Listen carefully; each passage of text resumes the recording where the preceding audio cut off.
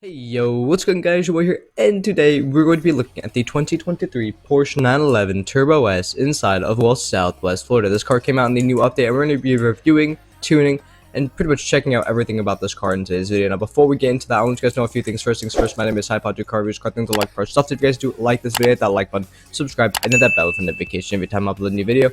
Second thing is I got a Roblox group with Roblox merch. I got a Discord group you can join if you want to suggest car builds, car reviews, car ideas, or anything car related. And I got some socials you can follow. All the links in the description below if you want to do those.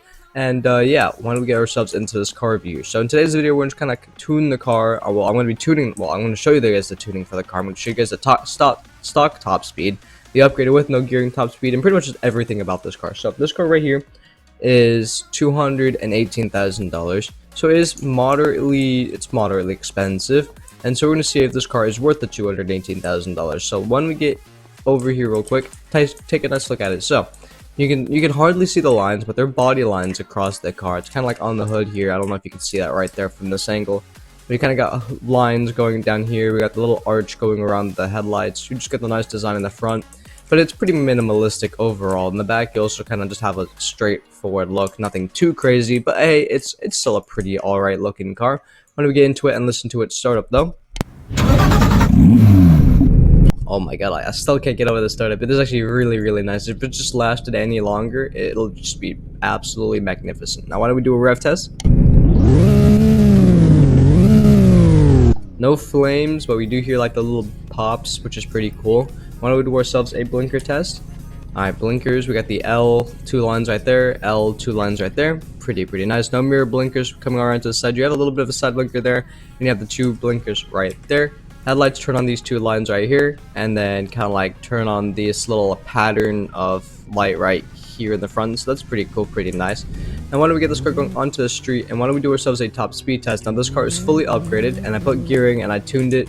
So right now we're going to be doing a top speed test of a fully geared, fully tuned car. Now when we get back to the dealership, I'll show you guys the stock top speeds, the stock gearing, and everything like that you need to know about this car. But let's see its top speed with full upgrades and whatnot. So let's park this car right about here, turn traction control off, put it into manual, put it into neutral, rev it up, and send it. So we are off the line with only 4.4 miles, only 4.8 gallons of gas left, and we're just barely scraping through here, hitting 8th gear now, going 200, already past the dealership going 200, but this car isn't really that fast, and I'll show you guys that in a second here. 220, we're all at, it's like a countdown. Will we run out of gas before we hit our top speed?